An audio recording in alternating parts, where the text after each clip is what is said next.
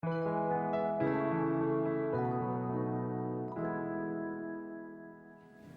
we are in the middle of the blessings that Yaakov Avinu, our father Jacob, gave to his sons before he left the world.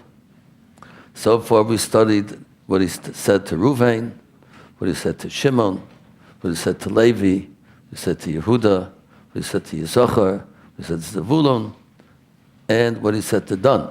Last week discussed Dan, about Samson the Great, who came from Dan. Now the next son really in line is really Asher.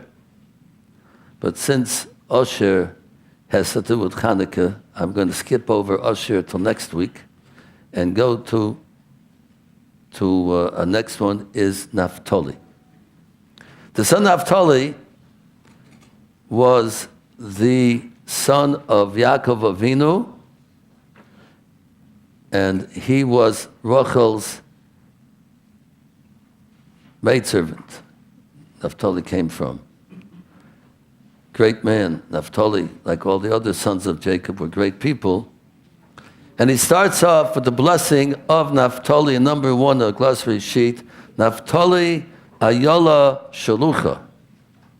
Naftali is as fast as a deer who was sent out to run. Making a pretty exact translation. Now, what does that mean? He was like a deer, fast-running person.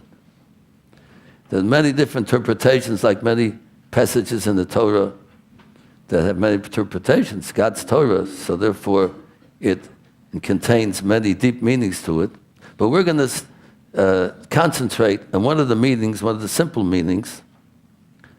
Fast-running. Naftali was fast-running.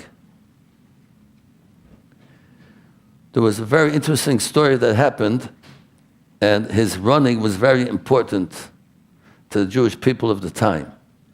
And I'll tell you over that story that happened, that the Talmud relates to us, that's one of the greatnesses of Naftali. He used his power of being fast, Zrizus. That's the name of our Shmuz tonight. Naftali, being quick, is being angelic.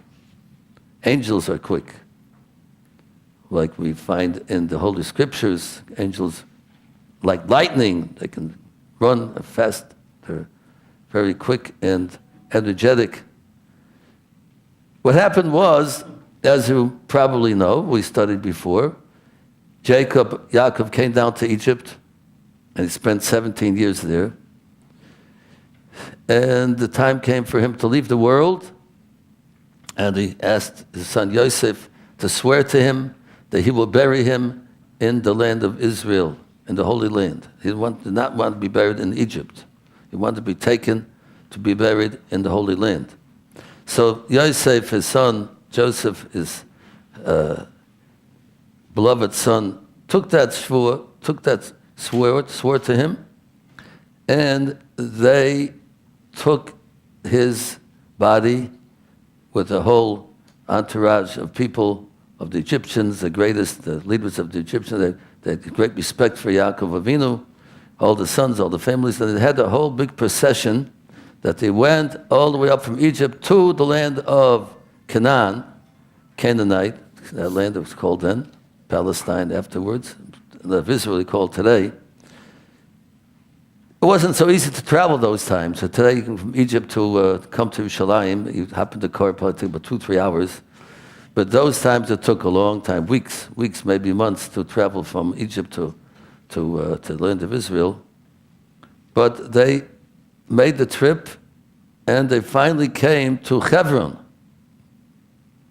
Hebron, the city where all the patriarchs are buried, matriarchs are buried. Who here in this our assembly here tonight was in Hebron, or is a Machpelah? To Hebron they went to. I see quite a few people.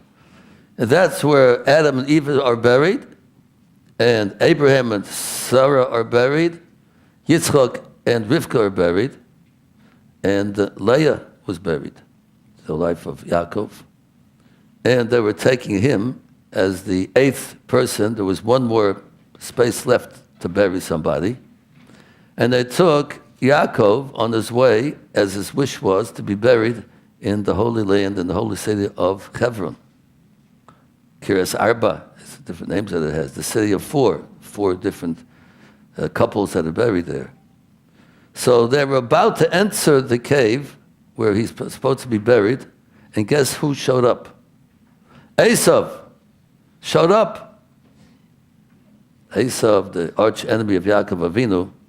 Of course, they made peace afterwards. And Esav said, what's going on here? You want to bury him in the Maras Machpelah? Oh no.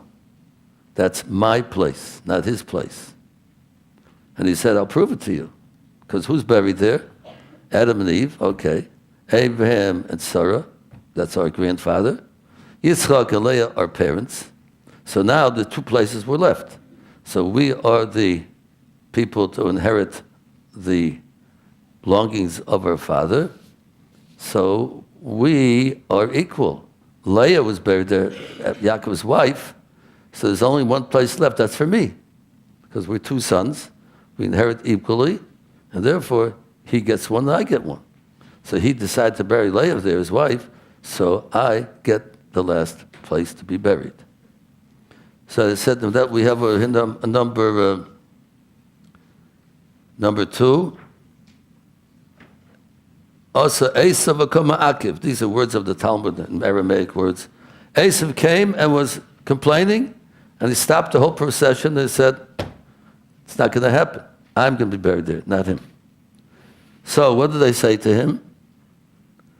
We have number 3, the 4 couples that were buried there. And he said, number 4, the one that's left is my chelik and my portion of the inheritance. So they said, number 4 is a vinta. What do you mean, Esav? You sold that. You sold it to Yaakov. Your rights to the inheritance of Yaakov, you sold. So how can you come now and say that you're the one to take over for that? That's not right. He said, no, I sold my birthright, my firstborn birthright. I was firstborn. Firstborn gets double, according to the laws of the Torah. And I sold my bechorah. I sold my birth to get double. But I did not sell my right to get equally with Yaakov that I didn't sell. So therefore, I should get that zchus.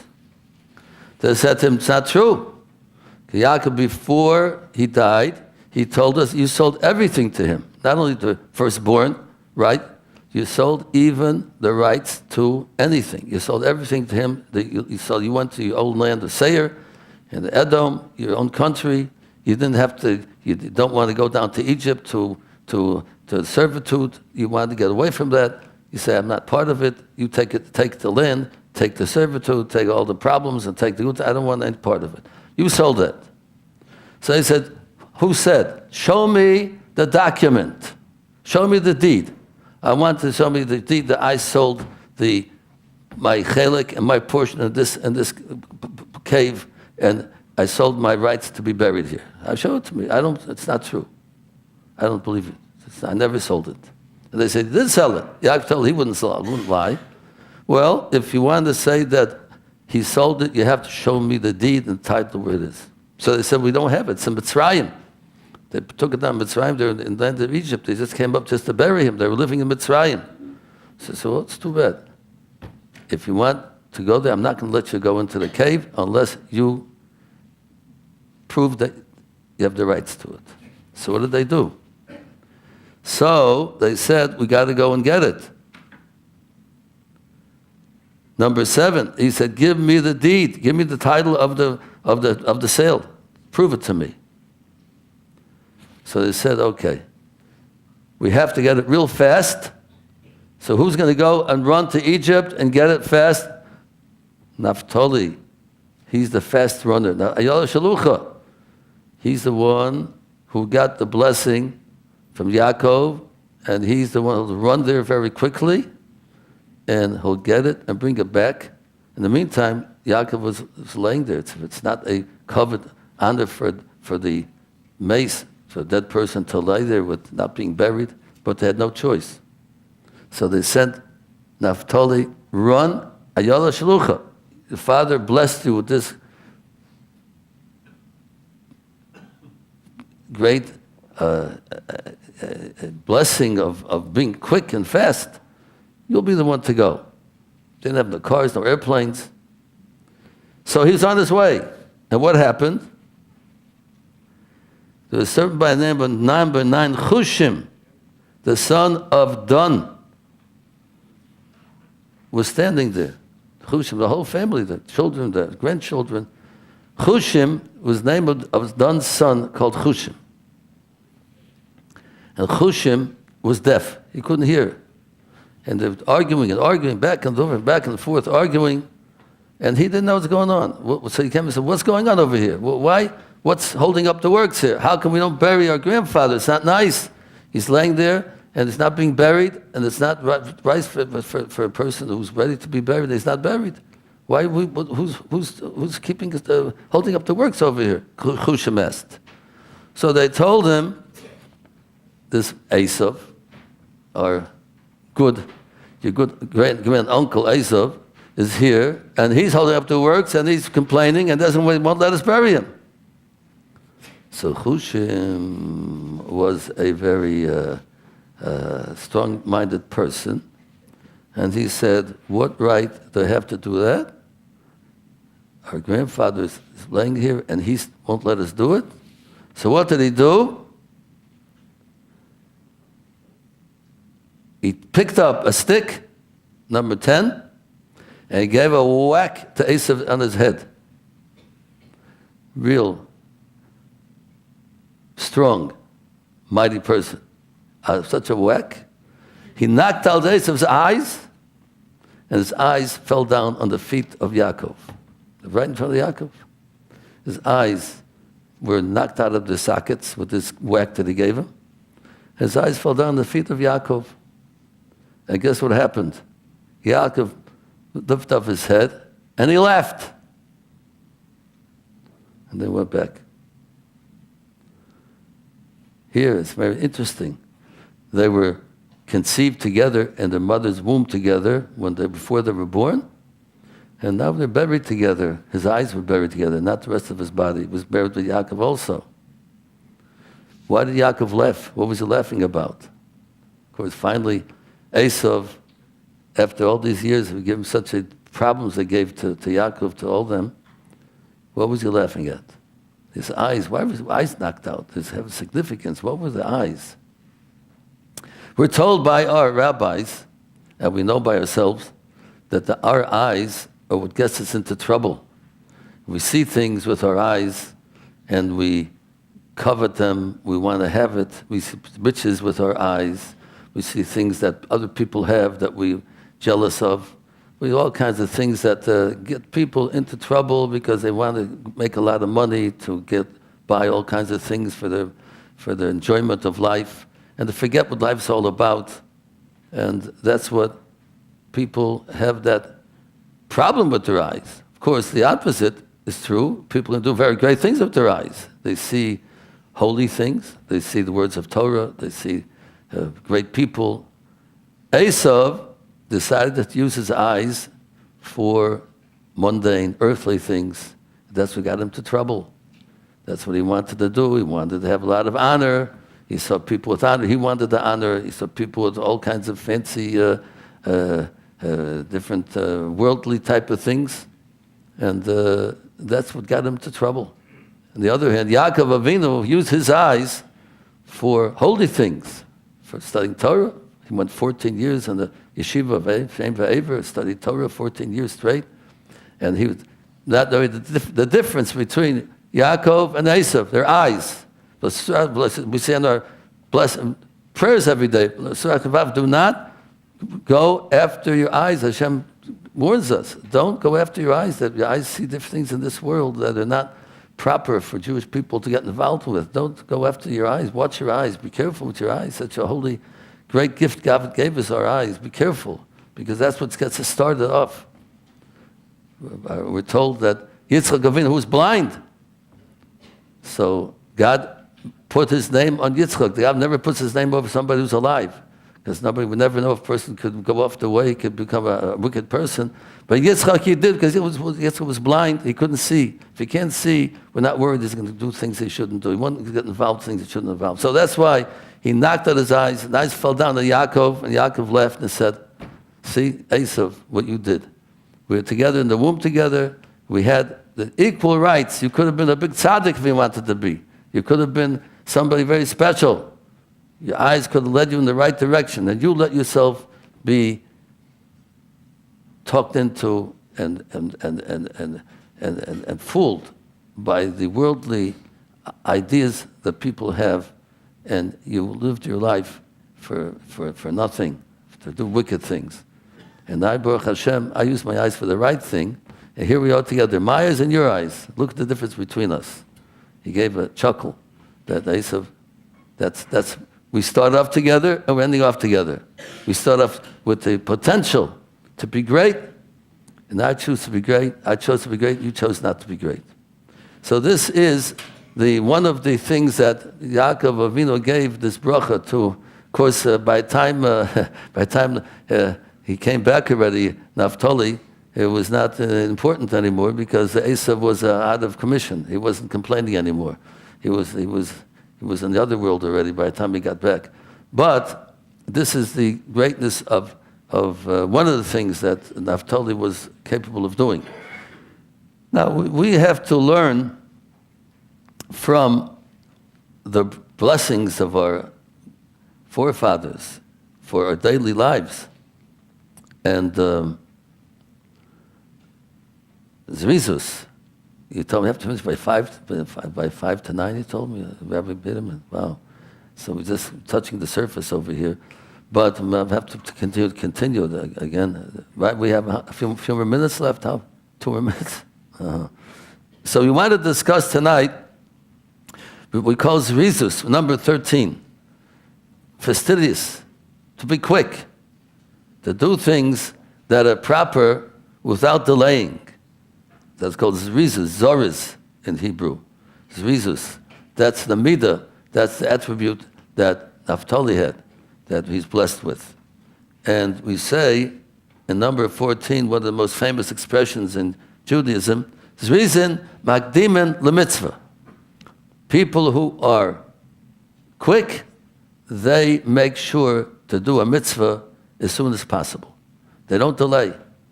We have to learn from worldly things. It's something that people like to do. We just went through Black Friday, and we heard about in the news of people lining up to get a good deal, to stay the whole night. The night before, they want to save some money, so they line up before. The reason people who are interested have a big importance that they have for different things in this world. They make sure to be there before. The people going to the World Series, they want to buy tickets, they line up, who knows, people a week before. So the week before they camp out, and they want to get tickets to the World Series. So then, by them, that's important. The reason they're quick, and right away they want to make sure that they're online and they get it, they don't want to lose out. So if we have to learn from people who are into worldly things, how about holy things that we have to do? Things that are mitzvah, God wants us to do. We have to learn from them. There's reason, makdim lemitzvah, people that are quick and interested and want to do the right thing in the world. So we have to make sure to do it right away, not to put it off, and not to put it on the bottom of our list, but on the top of our list. If we want to go give charity to somebody, we should be to make a campaign, let's say, in the shul. Who's going to give money? Well, wait till the end, and maybe won't. For the first one, I'll give right away. The mitzvah right away. You want to do what you have to do, and not put it off till afterwards. That's what God wants us to show, that a mitzvah is so precious to us. We want to, as soon as we can, to go do the mitzvah as soon as possible. So we got it started, at least tonight, about the mitzvah of Zrizus, of being quick and doing things, actions that are important, that we should not delay, but should do it as soon as possible. And I hope to continue, because a lot of interesting things about this Zrizus that I'd like to discuss. But right now, we're holding by Ask the Rabbi questions. Yes, we're holding by Ask the Rabbi, folks. Big crowd here tonight. Let's get some questions.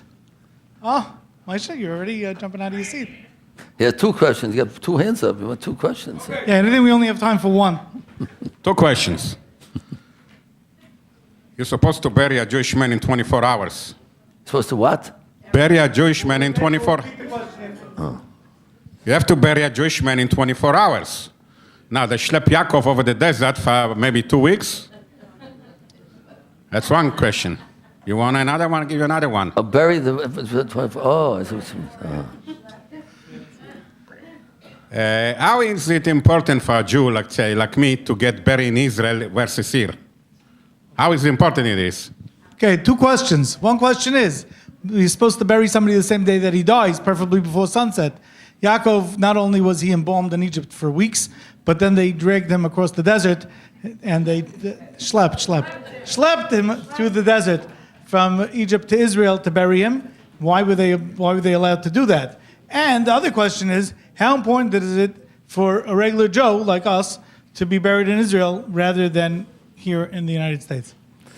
Or wherever you live? Well, number one, it's not 24 hours, like Rabbi Biderman said, very shitrizdik, but late. What? Touched upon it. You have to bury a person before nightfall. Before the nighttime comes, you're supposed to bury a person. But if there is an honor for the deceased to wait, for instance, if he has relatives that are overseas and he wants they should be at the funeral, at the burial, then you're allowed to put off the burial to give time for that person to come. So, for the honor of the deceased, you're allowed to push off the burial. This was a great honor for Yaakov Avinu to be buried in the Holy Land. Like today, people in the Holy Land, they don't bury him right away. It takes time to get there and so on. But for their honor, you're allowed to push off the burial for a later time. And as far as being buried in this country, there's a difference of opinion about that. And many people feel that who am I to be so great, to be buried in the Holy Land?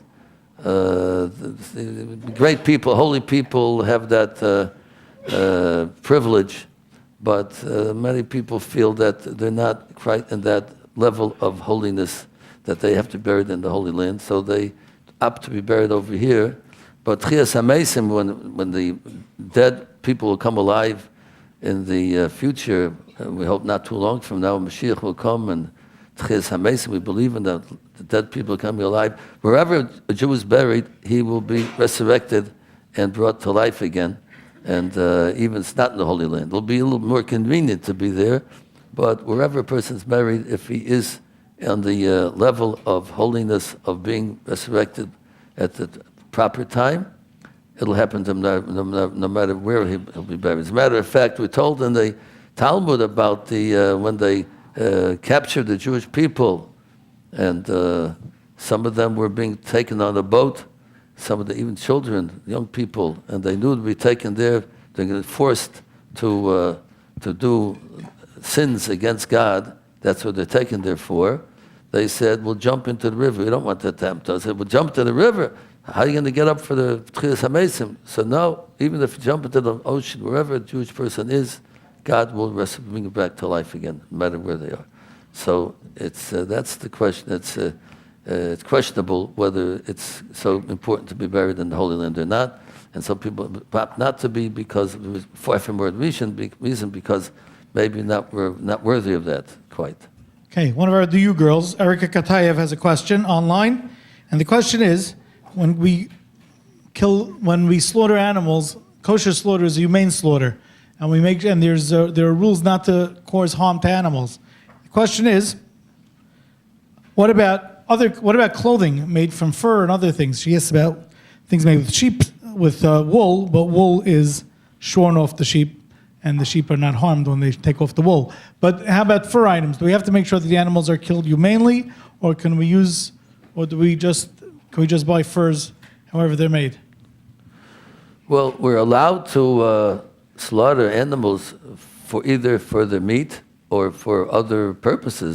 That God created them for the Her purpose. question is, do we have to make sure they're treated humanely? Yeah, so I'm Killed saying, humanely. no matter how you kill an animal, it has pain. But we're allowed to do that. And we've spoken about that a few times already, that the animal, we're told by the Mekubalim, by the mysticism experts, that animals, they themselves gain by being slaughtered and used by man.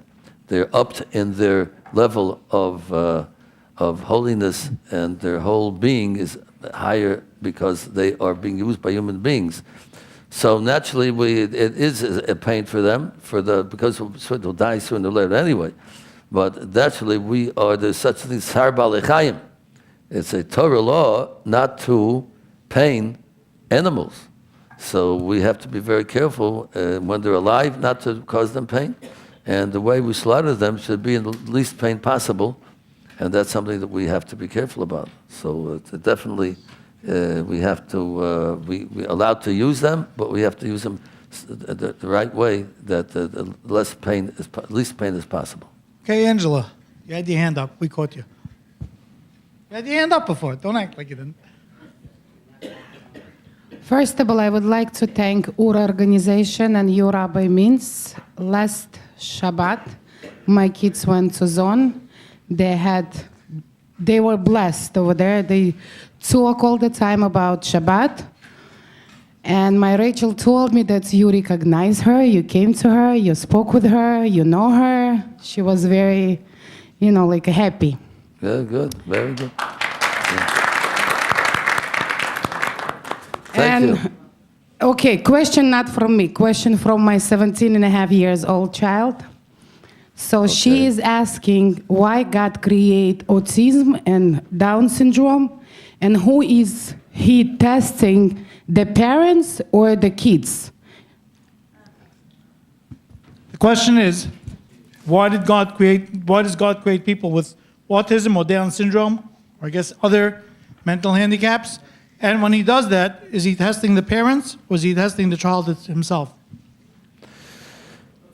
Well, that's a tremendous question, and it certainly needs to be explained. If the child has no pain and has no suffering or realization of their condition, and they're very happy in the way they're created, I wouldn't say that they're being tested, because there's nothing to be tested about. They don't realize anything wrong with them, and they're not suffering any pain, so it's not testing them. But there might be a reason why they are put into this world for themselves. Naturally, for the parents, for sure, it's testing the parents, that God gives them children like that, and they have to take care of them, and naturally they'll be rewarded greatly. Parents who, with love, take care of their children that are handicapped and have problems, certainly God will reward them very greatly for what they're doing. Sometimes a person is put into this world as a Gilgal, as a sent to the world again, as the Shama comes out in the form of a different type of body than the first time, because they have to fix up something that they didn't take care of the first time they came to the world. And sometimes coming in the form of handicapped, they're able to accomplish that. And it's too hard for us to know exactly why, but sometimes a person who steals something from somebody else, and stealing, a person can do tshuva for any sin that a person does. They can repent for their sin. But when it comes to stealing and taking for somebody else something, they can't repent until they return the article that they stole.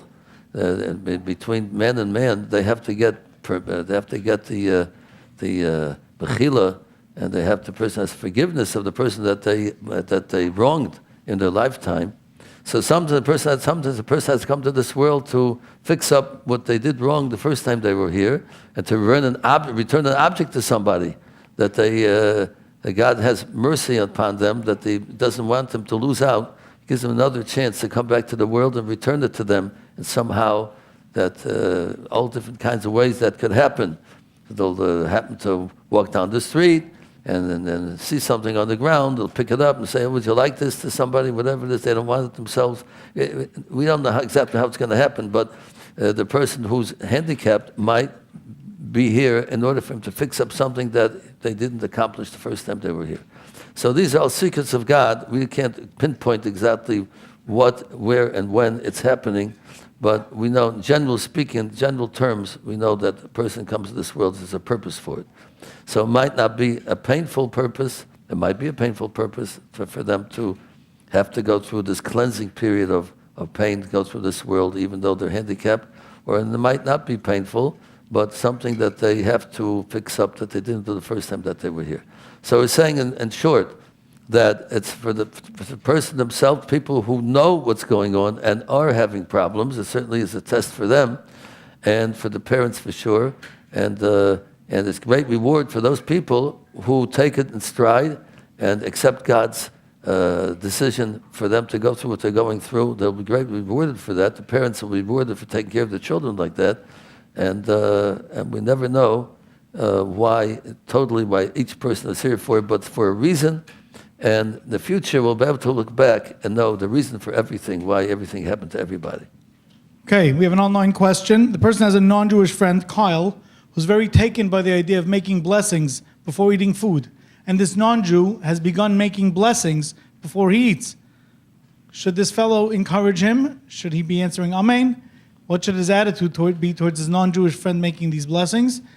And he wants the non-Jewish friend keeps on asking him, is it true that after Mashiach comes, he will not be able to convert?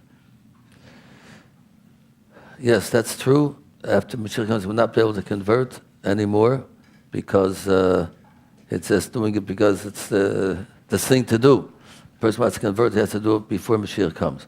So as blessings are concerned, if we know that the person believes in the God, the true God of the world, so then he certainly, if he makes a blessing, it's very nice. We can encourage him to make a blessing. But when a non-Jew says the name God, who's he thinking about? Is he thinking about their God, our God, the real God? So we have to know who they're thinking about. If it's the God that we're thinking about when we make a blessing, we're talking about the God of the world, the God who created the world, and not a different God who we don't believe in, who's false. So we don't encourage him to make a bracha to that God naturally, and will not answer Amen to his blessing.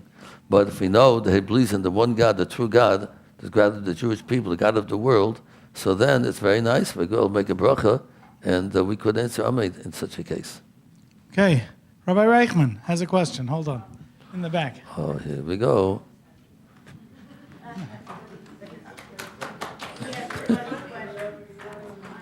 He always tries to stump me. I think we should put Rabbi Chaim up here, and we try to stump him, and we'll see. This is a couple of hours ago, my wife was driving me to the mechanic. And your wife was in the car. She was driving me to the mechanic to pick up my car. And I said, "Nu, do you have a good question for Rabbi Mintz?" So she said, "Yes, I do." And she started asking me a question about Hanukkah. But just as she finished, the phone rang. And one of my good friends that live here in Staten Island asked me, "Chaim Moshe, are you coming to Torah Spot tonight?" I said, "Yes, that's the plan, Bezrat Hashem." So he says, "Could you do me a favor? Bring me 2 packs of cigarettes." I usually have someone buy me cigarettes in Brooklyn wholesale, and he wasn't able to get me cigarettes the last few days. I'm running low. Bring me 2 packs from Lakewood. It's cheaper over there. So I said, "Sure, no problem. I'll do you the favor. My pleasure." And right away, my wife turns to me. She says, "What? You're going to go give him cigarettes? It's unhealthy. How could you give him cigarettes?" So I told my wife, this person is smoking already. By the way, I'm not telling you if the person is in the room or not in the room, if he's listening or not listening. I don't want to say who he is, but I told my wife that this person is smoking already for over 40 years. And if I don't bring him his cigarettes, he's going to go buy cigarettes anyway. It's just going to cost him more money. And if anything, if he's out of cigarettes and he's waiting for me to come to the Torah Spot, so maybe I'll save him from smoking a cigarette because he's waiting to get it cheaper and he won't buy another pack in the meantime. So my wife says, "Yeah, but how can you give it to him? You're a rabbi. How does it look if a rabbi starts giving cigarettes to someone? It shows as if you agree to it and you have to condone smoking and not give someone cigarettes." So I said, "Come on, everyone knows that people that are smoking for years, they smoke it. They know that I'm not giving my blessing to smoking. I'm just helping him out. I'm getting him his cigarettes." So my wife says, but how do you go to the store and buy it? You're a rabbi. If you buy cigarettes from the store, maybe that's a chil Hashem from the person who's selling it to you. I said, listen, in Lakewood, they know already that there are people that smoke. There are many, many people there. Everyone looks like rabbis. Some are rabbis, some aren't rabbis. And just because I go in and buy a pack of cigarettes in Lakewood, I don't think that's going to be a chil Hashem. Maybe if I went somewhere in Jack, then maybe if I'm somewhere where there aren't too many rabbis around and I buy, maybe then it would be a chil Hashem. But in Lakewood, I don't think it would be a chil Hashem. So I told my wife, in the meantime, I'm going to buy the cigarettes. I'm going to bring it to the Torah spot. I'm going to ask Rabbi Mintz. And whatever Rabbi Mintz tells me to do, that's what I'm going to do.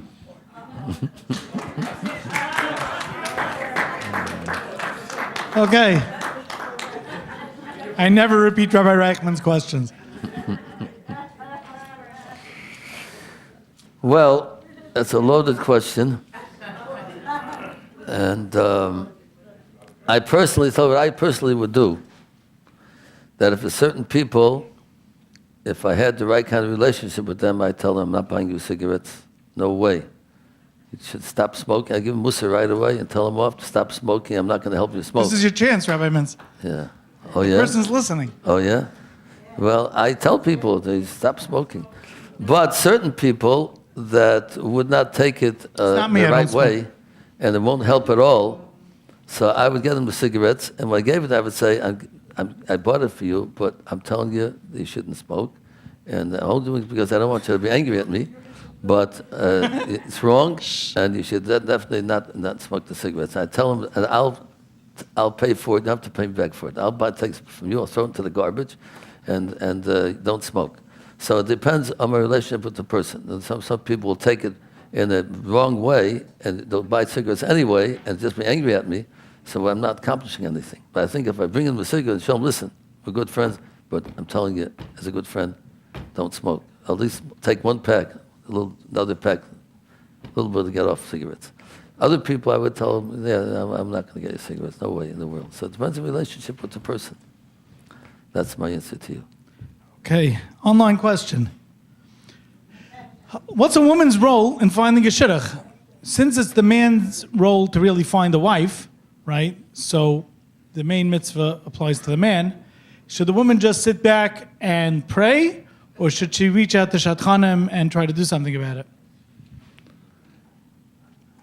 Well, or should she just wait for Mr. Right? Or what? Or just wait for Mr. Right? Oh, yeah.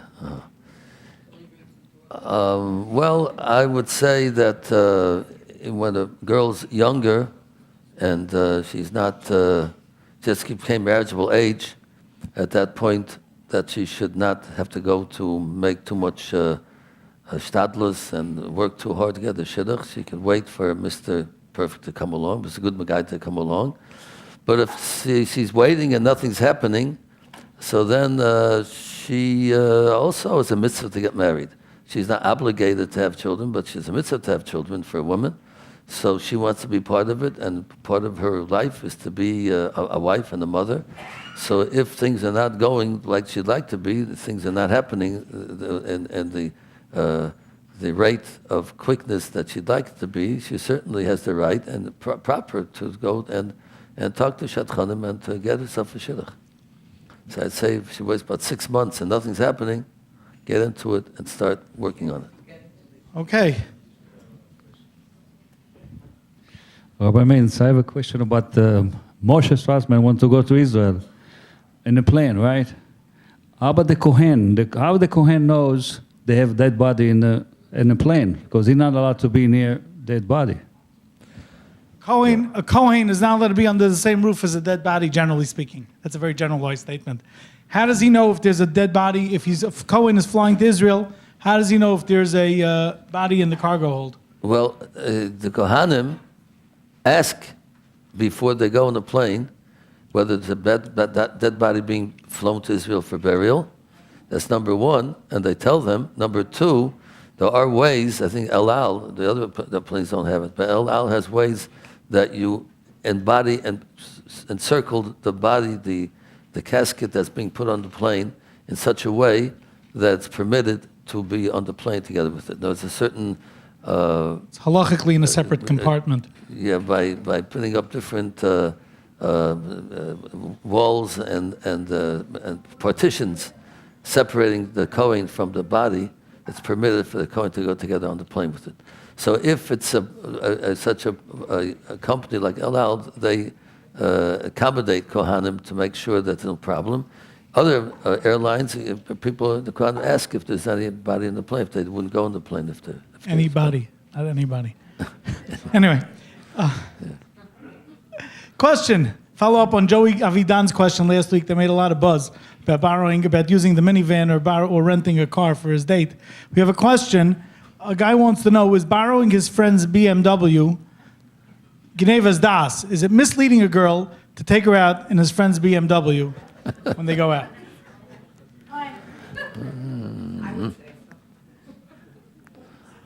So she'll think he's a rich guy. You mean there's a lot of money? He thinks he has a BMW.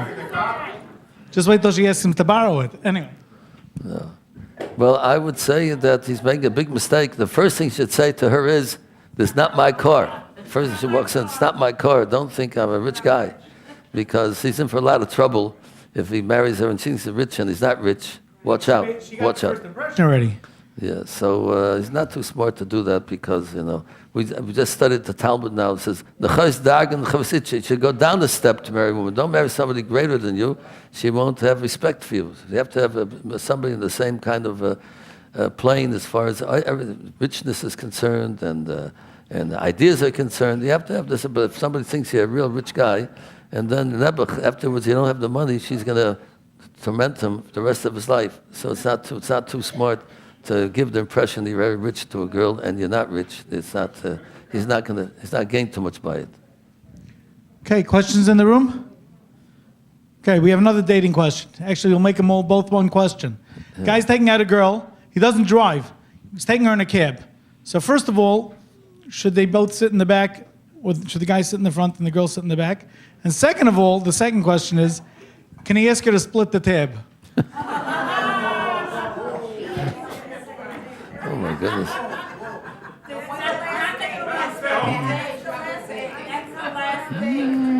He's not the guy with the BMW, that's for sure. They got the opposite as well. Another question. Right. Wow. Well, as far as the first part is concerned, to sit in different places in the car, that is absolute. I mean, I don't know if he's serious, the guy, or not, but no. I don't know either. I didn't ask the question. But it would not be quite proper for them to sit one in the front, one in the back, one in the front. Of course not. To split the tab, it won't be too smart, but if he wants to really test her out to see if she's Rivka, like Rivka Imenu, that she has unbelievable kind of kindness to herself, he maybe want to try that, but most probably that'll be the last date, and there'll be a very short date also. It won't take too long because the girl says that she's tired and she has to go home. So I wouldn't advise it too much to do. Okay, we're going to wrap this up because we want to get to the Siyum, but we'll ask one last online question, and that is, should a person buy his kids presents on Hanukkah? Well, it's a good question because it's really not a Jewish thing to buy cheese. It's taken from the non-Jewish world, and we just saw people start getting part of the whole culture that we're in, and people buying presents and so on. But it's not really that off the track because Jews gave Hanukkah geld. That was an old minhag, not taken from the non-Jewish people. They gave out money to the kids on the Hanukkah. I was getting nervous that you're going to be the Grinch that stole Hanukkah. It started off. Well, it's why they gave Hanukkah geld?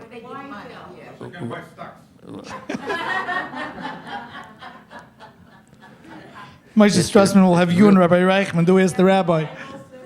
Well, I imagine again, the kids can buy what they want with it and don't have a specific thing.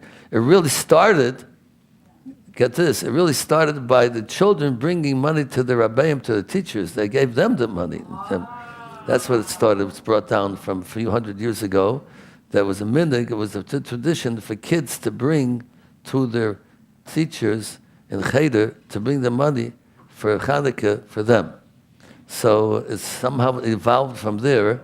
I guess maybe the teachers wanted to show the appreciation, so they get the kids some money back, whatever it is, and it started coming the money back to the kids somehow. So you can't really say buying gifts is that terrible, because you can always buy gifts with the money that they give. So you can't really say it's such a terrible thing, because Jews gave Chanukah geld. So if you give, we have expression in the Gemara, Mali hein Mali demeyan. What's the difference if you have things that are worth money or money itself? It's really the same thing. So it's not that terrible, but it's better to give Chanukah geld because it's more of a Jewish traditional to do that. But we can't say if somebody gives gifts that it's such a terrible thing.